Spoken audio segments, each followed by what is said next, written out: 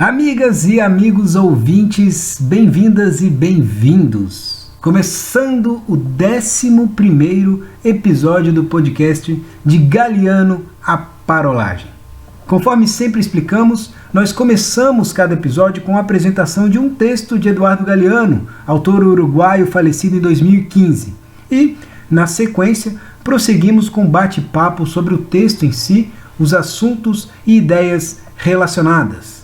Ou seja, uma parolagem livre e leve e solta. Hoje o texto é intitulado A Maldição das Três Traves. A leitura é realizada por Aline Helena Ellingen. Natural de São Bento do Sul, Santa Catarina, a Aline é atriz e cofundadora do grupo Realejo em Cena. Realejo em Cena? Sim! Se você acompanhou o episódio passado, já me viu falando deste grupo quando apresentei na ocasião o Isaac Santos, com quem a Aline é casada. Entre os projetos do grupo Realejo em Cena, Aline e Isaac desenvolvem um canal no YouTube com diversos conteúdos acerca das artes cênicas. Entrevistas, experimentos, leituras dramáticas, glossário de termos técnicos e diversas dicas de jogos e dinâmicas teatrais. Não deixe de conferir o trabalho da Aline e do grupo Realejo em Cena. Os links você encontra na descrição deste episódio, tá legal? Aline, eu agradeço demais a sua contribuição, obrigado mesmo. Vamos então para a leitura e na sequência para a parolagem. Fiquem com A Maldição das Três Traves, de Eduardo Galeano, na voz de Aline.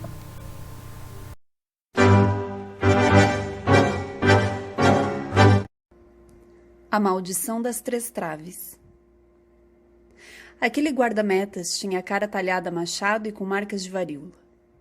Suas grandes mãos de dedos retorcidos fechavam a meta com tranca e cadeado, e seus pés disparavam canhonaços. De todos os goleiros brasileiros que eu vi, Manga é o que mais me ficou na lembrança. Uma vez em Montevidéu eu vi Manga fazer um gol de arco a arco. Ele chutou da sua área e a bola entrou na meta contrária sem que nenhum jogador tocasse nela. Estava jogando no time uruguaio nacional por penitência. Não tivera outro remédio senão sair do Brasil. A seleção brasileira tinha voltado para casa de cabeça baixa, derrotada, com mais desgosto que glória do Mundial de 66. E Manga foi o bode expiatório dessa desgraça nacional. Tinha jogado somente uma partida. Cometeu uma mancada, uma saída em falso e teve a má sorte de que Portugal fizesse um gol no arco vazio.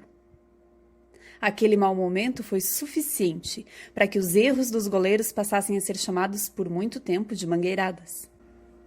Algo assim tinha acontecido no Mundial de 58, quando o arqueiro Amadeu Carrizo pagou o pato pelo fracasso da seleção argentina. E antes, em 50, quando Moacir Barbosa foi crucificado por causa da derrota brasileira na final do Maracanã. No Mundial de 90, Camarões despachou a Colômbia, que acabava de jogar uma partida brilhante contra a Alemanha.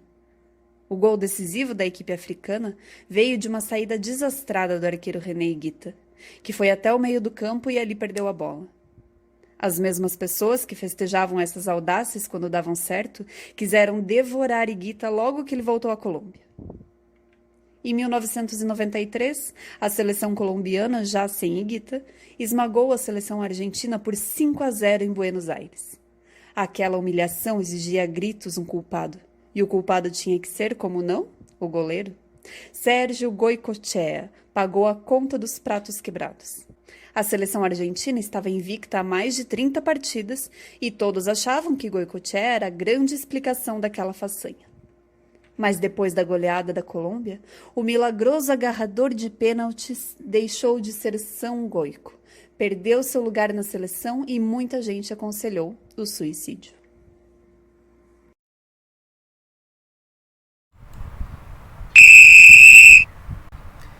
Fala Lenine, como é que está, meu amigo? Começando mais uma parolagem por aqui. Fala, Eduardo, tudo certo aí?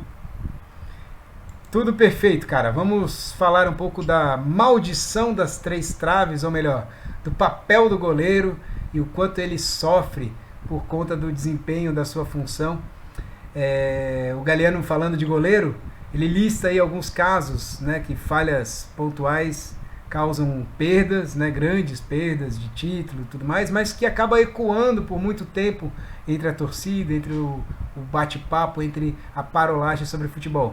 Agora, antes de adentrar aí, como sugere o título, nessa maldição das três traves e de falar de falhas e tudo mais, vamos fazer um exercício oposto aqui, que é lembrar, cara, de bons goleiros ou de boas lembranças envolvendo goleiros.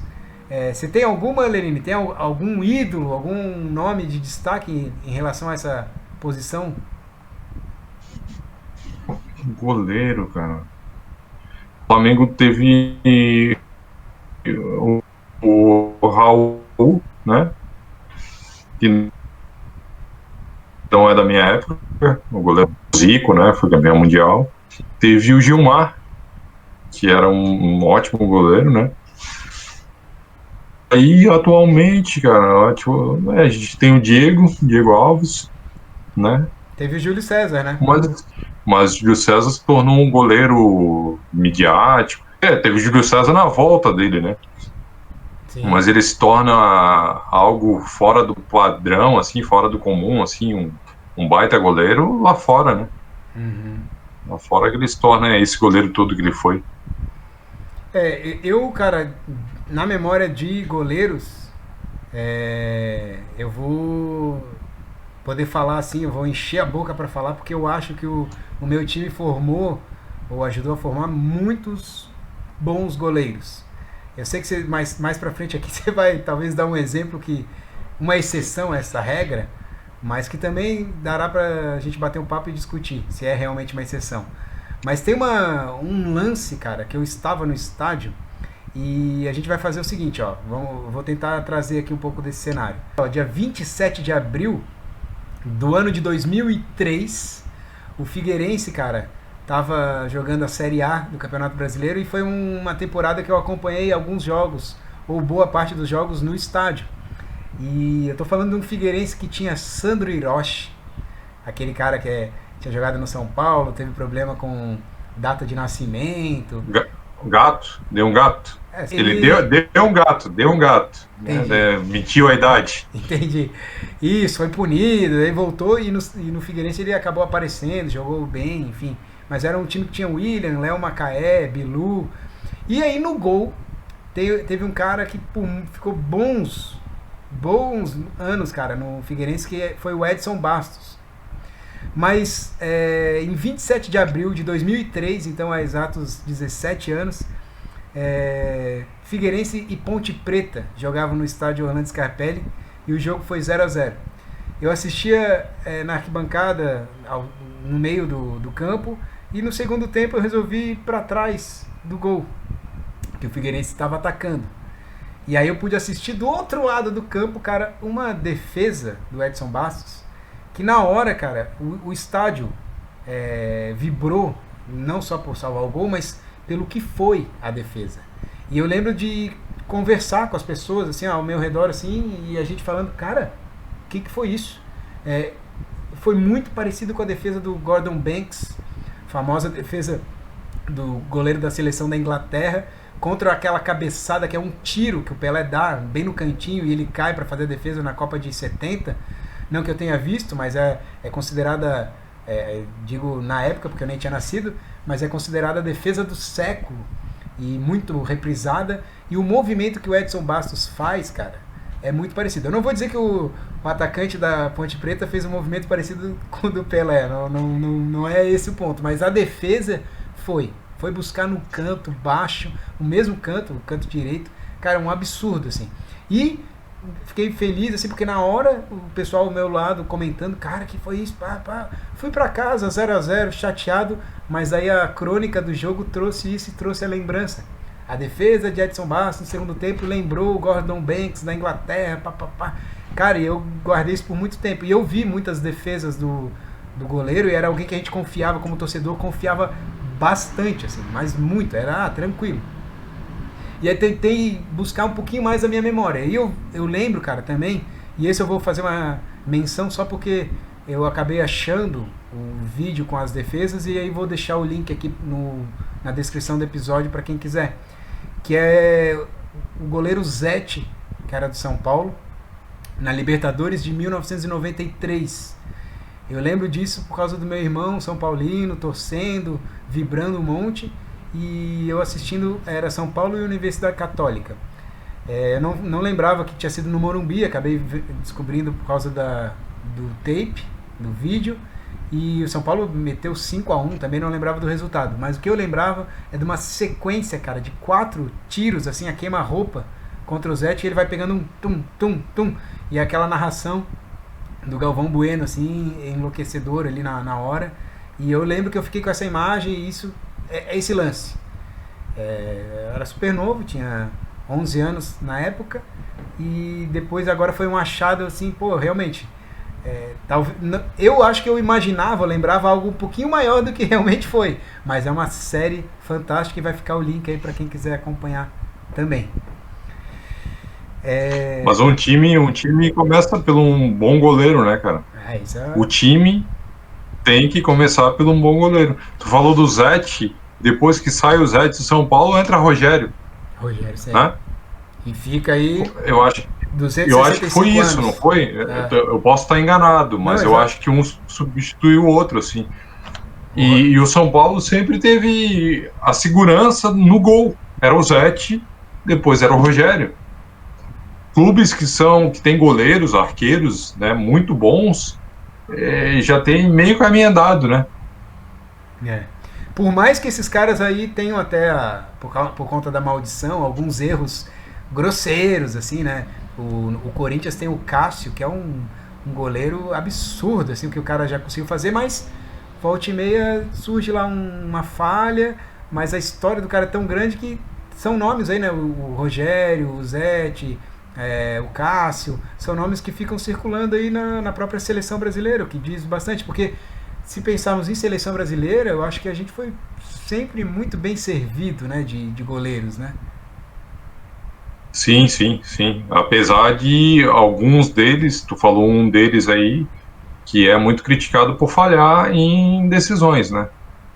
Tu falou um deles, não, tu falou 2, né? Tu falou o goleiro de 1950, né? O Barbosa. O Barbosa, e tu falou o Júlio César, que na Copa ali contra a Holanda, muita gente bota a culpa nele. Mas tem que ver as defesas que o cara também salvou, né, cara? Também tem que ver um outro lado. Então, mas aí é o que acontece. É onde você falha. Você falou agora do Cássio. O Cássio falha de vez em quando. Mas o Cássio falhou no Mundial que o Corinthians foi campeão? Pelo contrário, né? Salvou muito ainda, né? É mais ou menos isso. É aonde se falha. O Cássio pode falhar no Campeonato Brasileiro, que são vários jogos. Ele pode falhar. Mas quando precisa dele, ele não falha. Né? Ali numa final, em algo decisivo, ele não falha. Ótima observação, Lenine. Já entramos, inclusive, na maldição agora das 3 traves. Vamos falar agora dessas situações de falha, de erro e de goleiros que parece que nem eram para ser goleiros, né? De tão amaldiçoados que parece que foram. Eu lembrei, cara, de um lance. Eu não sabia quanto que tinha sido o jogo, mas eu lembrei assim de uma falha grotesca do goleiro Marcos do Palmeiras, que é num jogo contra o Vitória, que é uma bola recuada, uma bola que vai para trás e ele vai chutar a bola e ele erra em bola. Mas erra feio, sabe aquele cara que ia dar um chutão para cima, mas errou feio assim e fica até parado no lance, e daí o jogador do Vitória vai lá e faz o gol. Eu não lembrava o que tinha sido aquele jogo. Aí eu fui ver, cara, é um jogo Palmeiras 2, Vitória 7 no Parque Antártica. Foi 7-2, esse é o último gol. Até talvez tenha sido já saco cheio aqui, já mesmo, vou chutar essa bola. Foi até com má vontade, ou desconcentrado mesmo. Mas daí eu busquei os melhores momentos ali do jogo, que são todos os gols do Vitória, e tem falhas dele. Tem um gol que ele falha, tem o primeiro ou segundo gol do Vitória é um pênalti lá longe, na linha de fundo, que não precisava ser feito, sabe? Então o cara tava desconcentrado, sei lá o que aconteceu e... Mas a falha é do Marcos. Do Marcos que faz esse pênalti? Ele que faz o pênalti, desnecessário, Tem um outro gol que passa por baixo dele a bola, defensável, assim, tu fica, putz, falhou. E mais esse último que ele chuta. Então são 3 falhas aí, pelo menos 3 aí no mesmo jogo, né? E aí o Palmeiras toma de 7, eu acho que fica marcado o protagonismo dele nessa derrota. Embora tenha um ambiente político, de discussão dessa época aí que eu não vou conseguir recordar, mas que na reportagem demonstrou ali que tinha mais coisas envolvidas, né? Mas sim. Aí, que mais aí de goleiros que falham no seu time? Teve algum goleiro que já falhou? Não, nunca teve goleiro que falhou no meu time. Muralha! Muralha é o goleiro, né, cara? Alex Muralha, goleiro. Passagem... Veio da onde isso aí? Passagem no Figueirense. Mas, ó, deixa eu fazer agora o advogado do Muralha, tá? Problema, né? Vou ser o advogado dele. Você vê como é a formação do clube, né? Eu tava falando de Edson Bastos, né? Pô, grande goleiro no Figueirense, tem outros nomes que surgem aí. Mas só terminando como a função de advogado do Alex Muralha, no Figueirense, cara, o cara simplesmente foi à seleção brasileira. Ou seja, o cara foi observado para ir à seleção brasileira de tanto que o cara tava pegando e fazendo milagre. Foi pro Flamengo, eu não sei qual que é a preparação do Flamengo, o treinamento de goleiros que transformou ele numa piada, numa sessão de falhas aí, jogo atrás de jogo, insegurança. Eu não sei o que vocês fazem nesse clube de vocês aí. Eduardo, eu posso listar jogadores horríveis que foram para a seleção brasileira. Eu posso fazer uma lista para te mandar depois de jogador que não tinha condição nenhuma de ir para a seleção e foi. Né? Se tu me falasse que o Muralha foi a uma Copa do Mundo, aí eu podia até... não, tá. Agora, foi a seleção brasileira? Um monte de jogador ruim aí que foi para a seleção brasileira. Mas vamos lembrar que não era um jogador do Flamengo, que foi emprestado pro Figueirense, ficou uma fase, fez alguma boa temporada e voltou pro Flamengo. Não. Jogador que estava no Figueirense e que o Flamengo se interessou pelo desempenho dele. Sim. Né? Não, teve um goleiro aqui que saiu do Avaí, que foi pro Corinthians, parece. Também passou pelo Corinthians ali e estava brilhando aqui no Avaí. Renan. Acho que foi até... não vou lembrar o nome dele. Eu sei quem você tá falando. Ele chegou a ser, parece até ir para a seleção também. Uhum. E não deu certo no Corinthians e acabou indo para outro clube. Hoje deve estar num clube muito menor. É isso, cara. Mas é um trabalho difícil, hein? Muito. Ser goleiro é um trabalho difícil, né, cara? E carrega, né? Não pode falhar. Ele vai ser lembrado sempre por qualquer falha e se ele salvou uma vez ou outra, não fez mais do que obrigação também. Não, é difícil. Ser goleiro é difícil. A falha do goleiro às vezes fica mais eternizada do que pênalti perdido, né, cara, em final de campeonato, né? Sim, sim. Fechamos então, cara. Mais uma parolagem, Lenine. Mais uma. Valeu, meu camarada. Um grande abraço pra você. Foi bom o papo. Um abração. Até a próxima.